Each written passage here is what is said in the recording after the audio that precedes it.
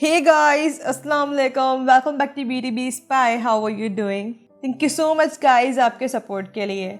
So guys, इस video में मैं American fantasy supernatural drama series the Sandman को एक्सप्लेन करूंगी. इस सीरीज को डेवलप किया है नील गायमैन ने. इस सीरीज के मेन लीड रोल हैं टॉम स्टोरेज. ये सीरीज बेस्ड है दी सैंडमैन कॉमिक्स पर जो चली 1989 से लेकर 1996 तक, और इस कॉमिक्स को पब्लिश किया डीसी कॉमिक्स ने, और इस कॉमिक्स के ऑथर हैं खुद नील गायमैन. दी सैंडमैन की कहानी कुछ यूं है. दी सैंडमैन उर्फ ड्रीम जो लोगों के सारे ड्रीम्स को कंट्रोल करता था, अच्छे ड्रीम्स और नाइटमेयर्स को. लेकिन एक दिन वो किसी जादूगर की कैद में कैद हो जाता है पूरे 100 साल. अब उसके ना होने पर ड्रीम की दुनिया जहां वो हुकूमत करता था वो तबाह हो गई थी. अब ड्रीम को सब पहले जैसा करना था. इस तरह उसे अलग अलग दुनिया और टाइमलाइंस में जाना था ताकि वो सब कुछ पहले जैसा कर सके. सो गाइस, इस वीडियो में स्पॉयलर्स हैं. दी सैंडमैन नेटफ्लिक्स पर रिलीज हुई अगस्त 5, 2022 में. IMDb पर दी सैंडमैन को मिले हैं 7.8 stars out of 10. The Sandman को गूगल यूजर्स ने 93% लाइक किया है.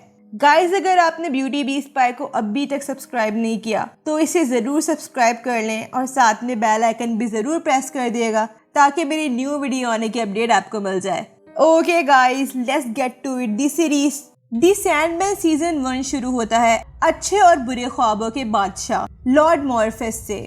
मॉर्फेस अपने एक बुरे ख्वाब को ढूंढ रहा होता है जो 1916 में रियल वर्ल्ड में खो गया था. इस बुरे ख्वाब को मॉर्फेस ने बनाया था और मॉर्फेस की जानकारी के मुताबिक वो बुरा ख्वाब जर्मनी बर्लिन में था और इस बुरे ख्वाब का नाम क्वारंटीन था. क्वारंटीन काफी खतरनाक था रियल वर्ल्ड के लिए, इसीलिए मॉर्फेस ख्वाबों की दुनिया को छोड़कर क्वारंटीन को ढूंढने के लिए रियल वर्ल्ड जा रहा था. अब मॉर्फेस की वफादार जो एक लाइब्रेरियन थी लूसियन, वो मॉर्फेस को ख्वाबों की दुनिया छोड़ने से मना करती है क्योंकि लूसियन को इस चीज में कुछ सही नहीं लग रहा था. लूसियन को पता था कि मॉर्फेस रियल वर्ल्ड में ज्यादा दिन सरवाइव नहीं कर सकता, जबकि बुरे ख्वाब रियल वर्ल्ड को अपने अंदर सिमेट के जिंदा रख सकते हैं. लूसियन को फिक्र हो रही थी कि अगर मॉर्फेस वापस नहीं आया तो ख्वाबों की दुनिया का क्या होगा. लेकिन मॉर्फेस क्वारंटीन को ढूंढता उससे पहले मॉर्फेस कैद हो जाता है. एक जादूगर रॉड्रिक बर्जेस मॉर्फेस को कैद कर लेता है. रॉड्रिक को डैक को कैद करना था, लेकिन बाय मिस्टेक उसने ड्रीम को कैद कर लिया था इंग्लैंड में. अब ड्रीम के कैद होने से क्वारंटीन को फायदा हो गया था. क्वारंटीन चाहता था कि मॉर्फेस हमेशा के लिए रॉड्रिक की कैद में ही रहे, इसीलिए वो रॉड्रिक के घर जाता है रॉड्रिक को ड्रीम के खिलाफ करने. क्वारंटीन रॉड्रिक से कहता है कि जिसे उसने कैद किया है वो किंग ऑफ ड्रीम्स मॉर्फेस है, और रॉड्रिक ने जो सर्कल ड्रॉ किया है मॉर्फेस के आसपास उससे मॉर्फेस को कोई फर्क नहीं पड़ेगा क्योंकि उसकी पावर्स इससे ज्यादा है. इसीलिए मॉर्फेस को एक ग्लास सर्कल के अंदर कैद करना होगा क्योंकि मॉर्फेस गिलास से बाहर नहीं आ सकता. क्वारंटीन ने रॉड्रिक से ये भी कहा था कि मॉर्फेस की निगरानी के लिए वो लोग रखे और वो लोग गलती से भी नहीं सोए, वरना ड्रीम उनके ख्वाबों से होकर बाहर आ सकता है. खैर, मॉर्फेस पूरे 100 साल तक रॉड्रिक की कैद में रहता है और उसके मरने के बाद उसके बेटे एलेक्स बर्जेस की. क्वारंटीन को मालूम था कि मॉर्फेस अपनी पावरफुल चीजें ढूंढ लेगा, जिसमें एक हेलमेट, एक रूबी और एक सैंड पाउच था जिसे रॉड्रिक की लवर ईथल क्रिप्स ने चुराया था. क्वारंटीन जाता है ईथल के पास ये जानने के लिए कि ईथल ने वो सारी चीजें किसको बेच दी थी. ईथल रूबी की वजह से काफी अमीर हो गई थी और उसने सैंड का पाउच एक प्रीस्ट जोहाना को बेच दिया था, और उसने मॉर्फेस के हेलमेट एक हेल के डीमन क्रोनजोन को दे दिया था, और रूबी ईथल के पास था. क्वारंटाइन ईथल से पूछता है कि अब वो रूबी ईथल के पास है, लेकिन ईथल कहती है कि उसका रूबी उसके बेटे जॉन ने चुरा लिया था उससे. क्वारंटीन ईथल को फोर्स कर रहा था कि वो उसे बता दे कि रूबी कहाँ है, लेकिन ईथल उसे कोई क्लू नहीं दे रही थी. अचानक ईथल अपने एक नेकलेस से क्वारंटीन को तबाह कर देती है. अब क्वारंटीन वापस ख्वाबों की दुनिया में चला जाता है. लूसियन वहाँ होती है और लूसियन का कहना था कि क्वारंटीन लकी है जो मॉर्फेस यहाँ नहीं है. अब इस बात का फायदा उठाकर कोरिंथियन वापस रियल वर्ल्ड में चला जाता है और वो मिलता है जॉन से, जो ईथिल का बेटा था। जॉन मेंटल असाइलम से भागा था और ईथिल ने जॉन को अपना वही नेकलेस दे दिया होता है जिससे कोई भी कभी जॉन को कोई नुकसान नहीं पहुंचा सकता। इस नेकलेस की वजह से ईथिल 116 साल जिंदा रही थी। कोरिंथियन के देखकर खुश होता है और वो अपना कोट जॉन को दे देता है, लेकिन मॉर्फेस जॉन को शिकस्त दे देता है और रूबी वापस ले लेता है जॉन से। अब कोरिंथियन को पता चलता है कि एक लड़की रोज वॉकर ढूंढ रही है अपने 12 साल भाई जेड वॉकर को।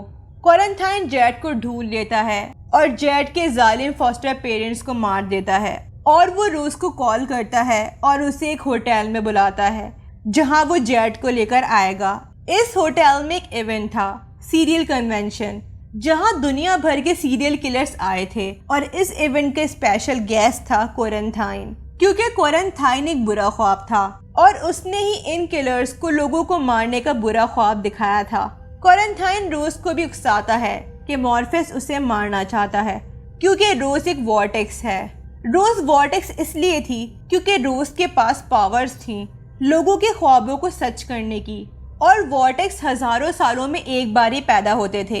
इस बात के बारे में इस सीजन में कुछ नहीं बताया गया कि ऐसा क्यों होता था। कोरिंथियन को मालूम था कि एक बार रोज मॉर्फेस को तबाह कर दे तो वो ख्वाबों की दुनिया को कंट्रोल कर सकती है और इस तरह मॉर्फेस की सारी पावर्स चली जाएंगी। लेकिन मॉर्फेस का कहना था कि अगर रोज ख्वाबों को सच कर देगी तो रियल वर्ल्ड और ख्वाबों की दुनिया के बीच की दीवार खत्म हो जाएगी और दुनिया के सारे लोग ऐसे मारे जाएंगे।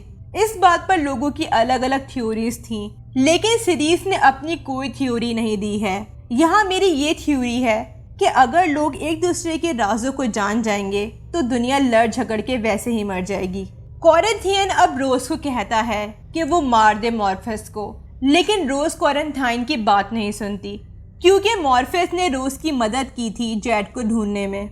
रोज कोरिंथियन की बात नहीं सुनती और फिर एक बार कोरिंथियन नाकाम हो जाता है। कोरिंथियन मॉर्फेस से कहता है कि वो कत्ल करना चाहता था लोगों का, इसीलिए वो इंसानों को बहकाता था दूसरों का कत्ल करने के लिए। मॉर्फेस से कहना था कि उसकी ही गलती थी कि उसने कोरिंथियन को उसकी शर्तों पर बनाया था और वो कोरिंथियन को तबाह कर देता है।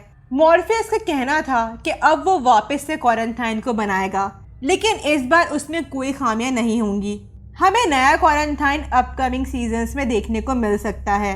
2021 में एक ओल्ड लेडी यूनिटी कैनकेड, जो रोज की परनानी थी, वो एक दिन अचानक रोज से कांटेक्ट करती हैं और रोज और उसकी फ्रेंड लाइटा हॉल के लिए प्लेन टिकट्स बुक करती हैं।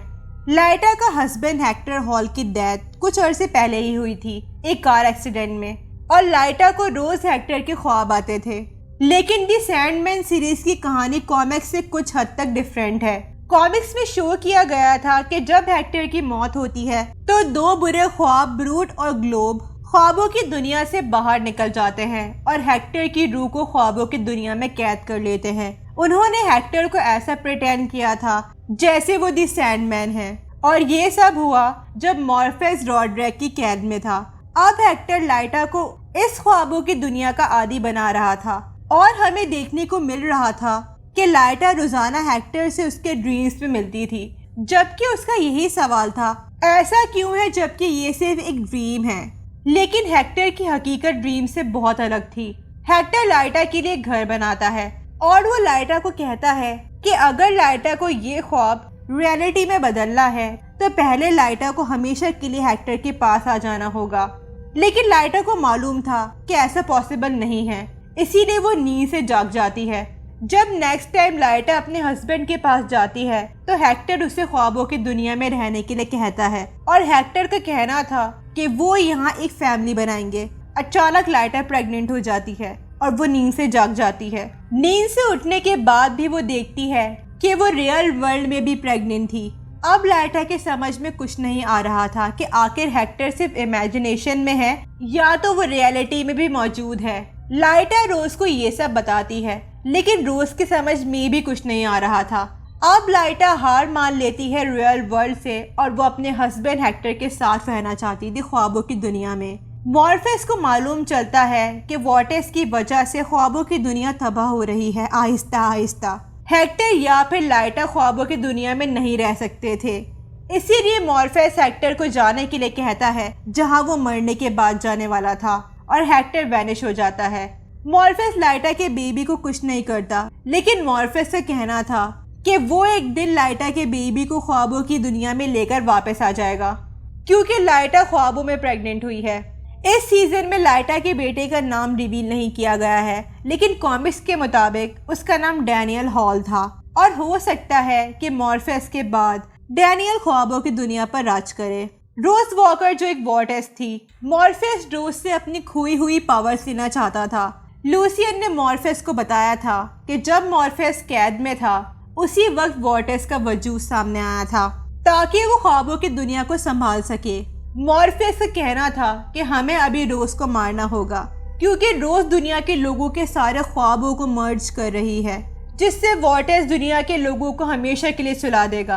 अब रोज के पास कोई और ऑप्शन नहीं था, इसीलिए वो अपने लोगों के लिए खुद की जान कुर्बान करने के लिए मान जाती है। जैसे ही मॉर्फेस रोज को मार रहा होता है, अचानक वहाँ लूसियन और यूनिटी आ जाती हैं। यूनिटी के हिसाब से उसे वॉर्टेक्स होना चाहिए था। जब मॉर्फेस कैद हुआ, रियल वर्ल्ड में बहुत सारे लोग स्लीपी सिकनेस की बीमारी में चले गए थे, जिसमें यूनिटी भी थी। फिर एक वक्त यूनिटी खुद ही जाग गई, लेकिन ख्वाबों में वो एक गोल्डन आइस वाले आदमी से मिली, और जब वो जागी वो प्रेग्नेंट थी। वहाँ ड्रीम को पता चल जाता है कि ये आदमी उसका छोटा भाई डिजायर है। यूनिटी रोज को कहती है कि जो भी उसके अंदर है, जो रोज को वॉर्टेक्स बना रहा है, वो चीज रोज यूनिटी को दे दे। रोज यूनिटी को एक रेड ग्लास हार्ट देती है, और अब यूनिटी अपनी जिंदगी रोज के लिए कुर्बान कर देती है। रियल वर्ल्ड में रोज भी जाग जाती है, और वहाँ लाइटा का बेबी बॉय पैदा हो जाता है, और सब नॉर्मल हो गया था। डिजायर हमेशा से ही अपने बड़े भाई ड्रीम से जलता हुआ आ रहा था, तभी उसने यूनिटी का रेप किया, जिससे वॉर्टेक्स पैदा हो जाए और वो ड्रीम को सबक सिखा सके। तभी डिजायर और डिस्पेयर ने मिलकर ये खेल रचा ड्रीम के खिलाफ। डिजायर और डिस्पेयर को ड्रीम इसीलिए पसंद नहीं था क्योंकि ड्रीम की सल्तनत सारे सिबलिंग्स से सबसे आला थी। ड्रीम डिजायर को वार्न करता है कि वो इन सब बुरे कामों से बाज आ जाए, लेकिन डिजायर ड्रीम की सल्तनत को तबाह करना चाहता है। दूसरी तरफ लूसीफर मॉर्निंग स्टार ड्रीम से अपनी हार को बर्दाश्त नहीं कर पा रही थी, इसीलिए वो लॉर्ड एजाजेल को बुलाती है। एजाजेल हेल का एक हिस्सा था। उसका कहना था कि मॉर्निंग स्टार के एक इशारे पर वो ड्रीम को तबाह कर देगा, और मॉर्निंग स्टार और एजाजेल सिर्फ ख्वाबों की दुनिया को तबाह नहीं करना चाहते थे, बल्कि वो रियल वर्ल्ड और दी सिल्वर सिटी को भी तबाह करने की तैयारी में थे।